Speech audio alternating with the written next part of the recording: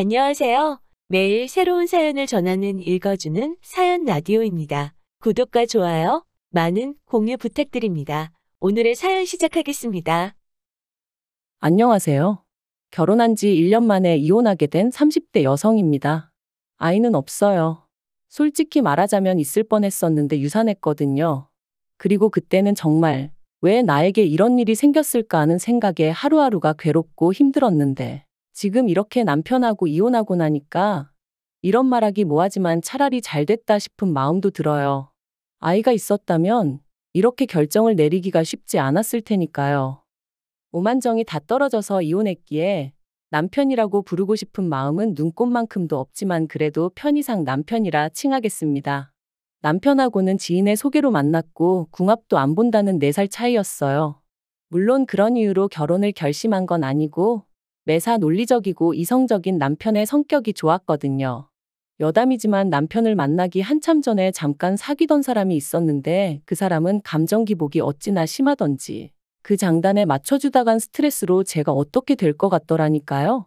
아무튼 그래서 그때 결심했었어요. 침착하고 차분한 사람을 만나겠다고 말이죠. 그리고 남편은 그런 면에 있어서는 제가 기다리던 사람이었습니다. 사람이 감정에 휩쓸리기보다는 객관적으로 상황을 판단했거든요. 덕분에 가끔은 서운한 순간도 있었지만 저희는 2년을 연애하고 바로 결혼했는데 연애하는 동안 남편이 저보다 연상이었음에도 불구하고 매번 더치페이를 했어요. 남편이 콕 집어 저더러 돈 내라고 한 건 아니었는데 매번 주변 사람들 이야기를 하면서 자기 친구의 애인은 개념이 있네 없네 해대니까 저도 모르게 자연스레 제 몫은 제가 부담하게 되더라고요. 그리고 저는 솔직히 그런 제 자신이 쿨하고 멋지다고 생각했어요. 남편 말대로 저도 남편하고 똑같이 직장 생활하는데 당연한 거라고 생각했죠. 하지만 돌이켜 생각해보면 마음 한켠으로는 공주 대접 받는 친구들이 부러웠던 것도 같아요. 특히나 생일이나 크리스마스처럼 특별한 날에도 남편의 계산은 늘 정확했거든요. 제가 10만 원짜리 선물을 했으면 자기도 저에게 10만 원짜리를 주는 식으로요. 그러니 뭐 어디 가서 자랑하자고 하는 연애는 아니었지만 그래도 뭐랄까 좀 섭섭할 때가 있긴 했어요. 남편 말로는 35이 넘어가니 어머님 아버님께서 하루라도 빨리 결혼하라 성하라 하셨고 그런 이야기가 몇 번 반복되다 보니 어느샌가 자연스레 결혼 이야기가 오가게 되었습니다. 사실 연애하는 내내 주도권이 남편에게 있었던 것 같아요.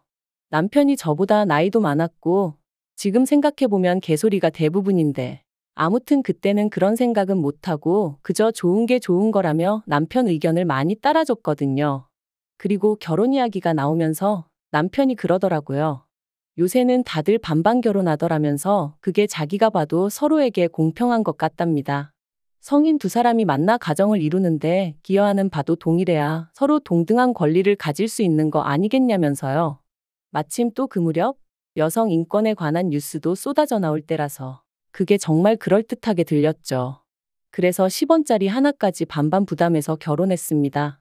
친정부모님이 아무리 요새 젊은 사람들이 손해보기 싫어한다지만 그래도 결혼하는데 어떻게 그렇게까지 따지냐며 혀를 차셨는데 정말이지 친정부모님 말씀이 틀린 거 하나 없었어요.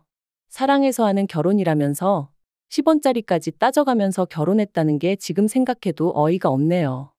하지만 어쨌든 그땐 바보천치 마냥 제 눈에 뭐가 똥이고 뭐가 된장인지 배는 게 없었어서 그렇게 남편과 부부의 연을 맺었습니다. 그리고 그때부터 각자 월급 관리해가면서 생활비의 공과금은 각출해서 썼지요. 이때도 역시나 10원 단위까지 반반 나눠서 냈고요. 그런데 황당한 건 생각해보니까 그런 와중에도 집안일은 제가 더 많이 했어요. 특히나 부엌일 같은 경우 남편은 제가 여자고 아내이니 당연히 제가 하는 게 맞다고 여겼죠.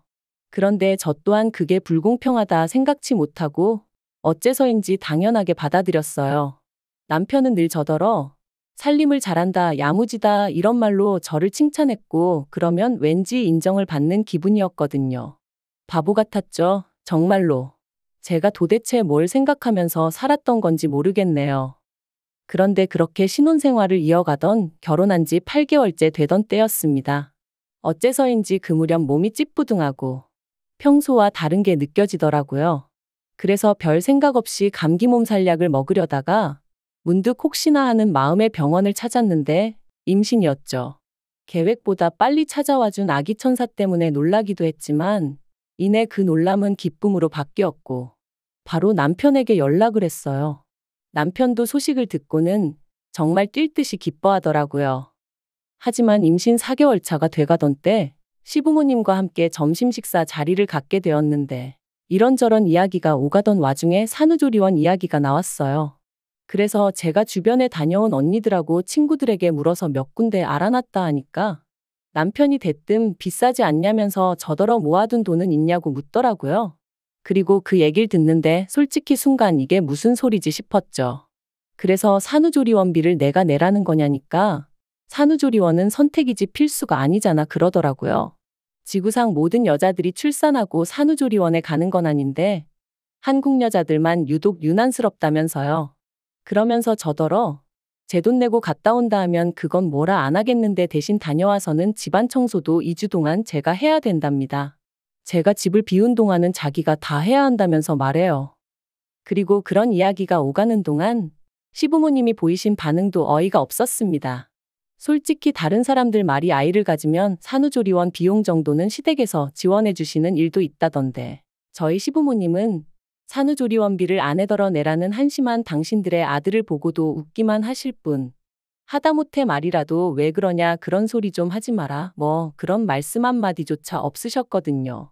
그래서 결국 참다 못한 제가 시부모님더러 오빠가 너무하지 않냐고 투덜거리니 기껏 하신다는 말씀이 저희 남편 성격이 원래 똑부러지지 않냐면서 당신들 아들이지만 틀린 말은 안 한답니다. 그러니 거기다 대고 제가 무슨 말을 더 하고 싶었겠어요? 그리고 한편 조심한다고 조심하고 티를 안 내려고 무척이나 애를 썼는데 결국엔 회사에서 제 임신 사실을 알아버렸습니다. 사실 제가 다니던 회사는 직원 수가 10명 남짓이다 보니 솔직히 출산휴가니 육아휴직이니 이런 건 그림의 떡이나 마찬가지였거든요. 그래서 결국 임신 사실 확인하고 한 달도 채 되지 않아서 쫓겨나듯 회사에서 나와야만 했어요. 여담이지만 사장 아들이 대표 자리를 차지하고 난 이후로는 모든 게 빡빡해진 상황이었다 보니 어디 하소연할 곳도 마땅치 않았고요. 노무사를 통해 법적으로 다퉈보라는 조언도 받았지만 거기서 받을 스트레스를 생각하니 뱃속의 아이도 걱정이 되어서 여러 가지로 엄두가 나질 않았던 게 사실이에요. 하지만 그러면 뭘 하나요? 어이없게도 퇴사하고 얼마 지나지 않아 아이마저 저를 떠났는걸요. 그리고 이로 인해 저는 완전히 무너졌습니다. 남편은 아이는 또 가지면 된다 했지만 딱히 위로처럼 들리지는 않았죠. 아무튼 제가 남편더러 당분간은 좀 쉬어야겠다 했어요. 직장을 다시 구하는 건 그래도 그동안 제 경력이 있고 하니 걱정할 바가 아니었으나 건강이나 감정적인 건 어떻게든 좀 추스려 놓지 않으면 안 되겠다 싶었거든요. 그랬더니 남편이 그런 건 뭐 저 알아서 하라더니 정말 일주일도 안 돼서 자기가 도맡았던 집안일을 손에서 딱 놔버리대요. 자기는 회사 일 하는 것만으로도 힘들다면서. 그런데 그런 남편한테 좀 서운하면서도 어째서인지 그게 당연하게 느껴지더라고요. 남편이 외버리니까 제가 집안일을 해야 한다고요.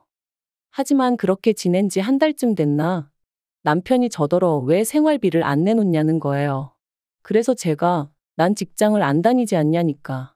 그래도 처음부터 반반 결혼했으니 제 몫은 제가 스스로 책임져야 하는 거 아니냐면서 저더러 모아둔 돈으로 뭐 할 거냐고 이럴 때 쓰는 거라나요? 그리고 저는 뭔가 찜찜한 기분을 지울 수가 없었습니다. 따지고 보면 자기는 바깥일 한다고 그래서 제가 집안일을 다 도맡게 된 건데 그렇다고 제가 집안일 한 거에 대해서 누가 월급 주는 건 아니잖아요. 그런데 생활비까지 내놓으라니 뭔가 단단히 이상하단 생각이 들었죠. 하지만 왠지 치사하기도 했고 당시 제 자존감이라고 해야 하나 그런 게 완전히 바닥을 치고 있었거든요. 내가 왜 이러고 살지? 이렇게 사는 게 무슨 의미가 있지? 그런 생각이 들 정도로요. 아마 지금 생각해보니 우울증 초기였지 않았나 싶네요. 아무튼 그렇다 보니 바보같이 따지고 들지를 못했어요. 말로는 치사하고 더러워서 주고 만다 했지만 실은 어쨌든 직장에서 잘린 건 저고 그런 제 자신이 초라해서 견딜 수가 없었거든요. 그런데 그런 와중에 괜히 남편하고 말싸움이라도 했다가 남편이 저를 무시하는 말을 하기라도 하면 제가 견뎌낼 수 있을 것 같지도 않았고요. 그런데 제가 가만히 있으니 정말 무슨 가만히로 보이기라도 했던 건지 이혼을 결심하게 된 결정적인 사건이 있었습니다. 저는 하루에 보통 2끼를 먹어요. 아침은 원래 직장 다닐 때도 안 먹었고, 점심은 도시락으로, 저녁은 집에서 남편이랑 먹었죠. 그런데 직장을 나온 이후로는 점심도 집에서 혼자 먹어야 되니까 별로 입맛이 없더라고요. 그래서 보통 간단한 스낵으로 허기만 달래는 시기였어요.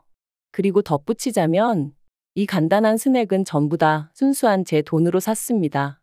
남편이 저더러 네가 어린애도 아니고 이런 걸 뭐하러 사 먹냐며 결혼 초부터 어찌나 눈치를 주던지 생활비로 사는 게 아까워서 그러는 것 같았죠. 그래서 그때부턴 과자 같은 건 그냥 제 돈으로 사 먹는 게 습관이 돼버렸네요.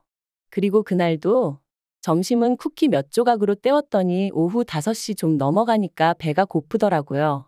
그래서 저녁엔 꼭 밥을 먹어야지 하고 남편을 기다리고 있었는데 남편이 떡볶이가 먹고 싶다며 좀 만들어 두라는 거예요. 자기 와이프가 매번 점심은 간단히 때우는 걸 알면서 굳이 분식을 먹자는 건지 이게 별거 아닌 것 같지만 제가 정말 예민하던 시기였어요. 그렇다 보니 이런 것도 좀 서운하긴 하더라고요. 하지만 하늘의 맹세코 티는 안 냈습니다. 알겠다고 하고 안에다 떡이랑 라면이랑 그런 걸 많이 넣어서 끓여야겠다 뭐 그렇게만 생각했죠. 남편은 7시가 되어서야 도착했고 그런 남편에게 제가 너무 배가 고프니까 먼저 먹고 씻으면 안 되냐 물었어요. 그랬더니 남편이 자기가 뭐 찝찝해서 그렇다며 저더러 먼저 먹고 있으라대요. 이미 라면 사리도 넣었지. 남편 기다리다간 뿔게 생겨서 알겠다 하고 라면 사리만 먼저 좀 건져 먹었네요. 그런데 얼마 후 화장실에서 샤워를 마치고 나온 남편이 식탁에 앉아있는 저를 보더니 진짜 먼저 먹었냐는 거예요. 그래서 라면 사리만 좀 먹었다니까. 아무리 자기가 먼저 먹으라고 했어도 그렇지. 밖에서 힘들게 일하고 온 사람 김 빠지게 떡볶이도 자기가 먹고 싶다고 한 건데 어떻게 제가 먼저 손을 댈 수 있냐대요. 어이가 없어서. 그런데 남편이 거기서 그치지 않고 수건으로 자기 머리를 털면서 저더러 집에서 놀아도 배는 고픈가 봐 하는데 이건 누가 뭐래도 비아냥거리는 거였죠. 진짜 순간 얼마나 속에서 우라가 치밀던지 식탁 위에 있던 떡볶이 냄비를 그냥 바닥에 엎어버렸어요. 그리고는 다른 집 남자들은 아내가 힘들어하면 먼저 나서서 쉬라고 한다더라. 그리고 친구들하고 밥도 먹고 필요한데 쓰라고 용돈도 준다더라. 그런데 당신은 생활비니 공과금이니 따박따박 받아가면서 나한테 얼마나 대접을 받으려고 드는 거냐? 네가 나한테 해준 게 뭐가 있다고 나를 무시하냐? 정말 미친 듯이 쏘아붙였네요. 그리고는 당신이 경제적으로 무능력한 걸 반반이니 뭐니 말 같지 않은 소리로 덮어씌우는 거 내가 모를 것 같냐 했습니다. 찌질하다고 쪽팔려서 어디다 말도 못하겠다고도 했고요.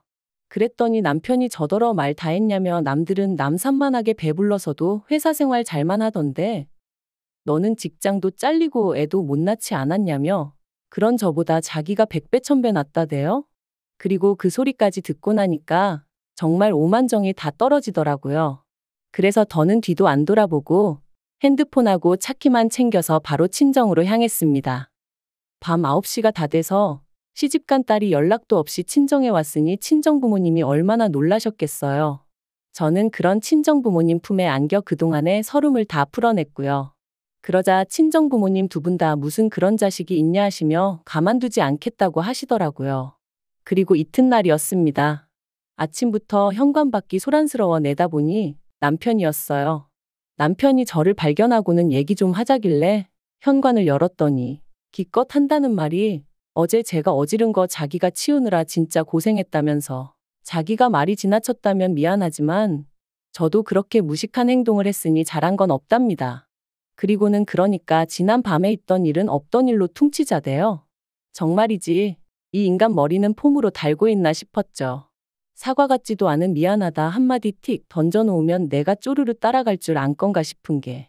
그런데 그때 친정아버지께서 달려나와 남편의 멱살을 잡아 현관 밖으로 끌어내셨습니다. 그리고는 지 마누라 하나 먹여 살릴 주제도 못 되는 게 결혼을 왜 하냐고 그렇게 반반이니 나발이니 해댈 거면 그냥 혼자 살라며 욕을 퍼부으시대요. 한 번만 더 내 딸 주변에 얼씬거리면 그때는 이 정도로 끝나지 않을 거라면서 말해요. 그래서 결국 친정부모님의 강력한 지지로 저는 남편과 이혼을 결심했습니다. 솔직히 반반 결혼 생활이 이혼 사유가 될까 싶어 걱정이 많았는데 생각보다 저희와 비슷한 문제로 고민하는 부부들이 많다는 게 좀 충격이었고요. 그래도 어쨌든 결과적으론 저한테 도움이 되었죠. 남편하고는 결혼 유지 기간이 짧았기에 위자료 같은 건 받아내지 못했지만 기대도 없었기에 그 부분은 딱히 실망스럽지도 않아요. 제가 정말 후회되고 속상한 건 단 한 가지, 결혼 전부터 남편이 저를 생각해주는 척하며 어지간히 저란 사람을 제 가치를 후려치고 깎아내리고 있었는데 그걸 진작에 알아채지 못했다는 사실뿐입니다. 남편 같은 사람 때문에 제 인생의 황금기라고 할 수 있는 젊은 날의 한 페이지가 잔뜩 얼룩져 버린 게 너무 속상하고 아깝고요. 하지만 앞으로는 무슨 일이 생기건 간에 무조건 제 자신을 탓하며 살지는 않을 거예요. 이번 일을 통해 제가 누구보다 사랑해야 할 존재는 제 자신이라는 걸 확실히 깨달았으니까요. 긴 이야기 들어주셔서 감사합니다. 오늘의 사연은 여기까지입니다. 구독과 좋아요, 알람 설정해주시면 앞으로 더 좋은 사연으로 찾아오겠습니다. 감사합니다.